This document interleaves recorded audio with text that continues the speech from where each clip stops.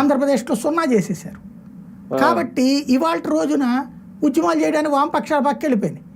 లేకపోతే వీళ్ళ ఉద్యమం ఏంటండి, వామపక్షాల ఉద్యమం చేస్తే వణుకు పుట్టించేవాళ్ళు, దిగ్బంధించేసేవాళ్ళు, కథలనియరు, గొక్క తిప్పుకొనియరు, గెరిల్లా పోరాటాలు చేయడంలో సిద్ధహస్తులు వాళ్ళు. కానీ సమస్యల్లో వామపక్షాలని జనము వాడుకుని వదిలేశారు. ఓ రకంగా చెప్పాలంటే ప్రజలకు కావాల్సిన వాళ్ళ కనీస అవసరాల కిందన ఫీల్ అవుతా ప్రభుత్వాలు ఇస్తున్న పింఛన్ల గురించి వాళ్ళే ఉద్యమాలు చేశారు, ఇంటి గురించి వాళ్ళే ఉద్యమాలు చేశారు, ఇళ్ల స్థలాల గురించి వాళ్ళే ఉద్యమాలు చేశారు, సంక్షేమ పథకాల గురించి వాళ్ళే ఉద్యమాలు చేశారు. కానీ ఒకటి సార్, ఇలాంటి ఉద్యమాలు జరిగినప్పుడు ఆ ఎర్ర జెండా కనిపిస్తే ఆ కిక్కే వేరుంటది ఒక రకంగా.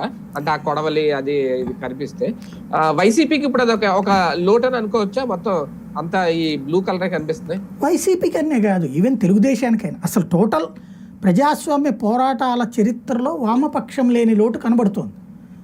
నిజమైనటువంటి సమస్యను అడ్రస్ చేయడానికి పబ్లిక్ని ఇన్వాల్వ్ చేయలేకపోతున్నారు వీళ్ళు. వాస్తవంగా వామపక్షాలు చేసేటప్పుడు ఏం చేసేవాళ్ళు అంటే, ఇప్పుడు కూలీలు వాళ్ళే ఎక్కువ ఉంటారు, వాళ్ళ యూనియన్ వాళ్ళు ఎక్కువ మంది ఉంటారు. కానీ దాంట్లో తీసుకెళ్లేటప్పుడు కింద పడుకుండిపోతారు వాళ్ళు. చొక్కాకి మట్టిని గురించి ఆలోచించరు, చొక్కా చిరిగిన రోడ్డు మీద పడుకుంటారు. ఇవాళ వీళ్ళ తెలుగుదేశం ఉద్యమం లేకపోతే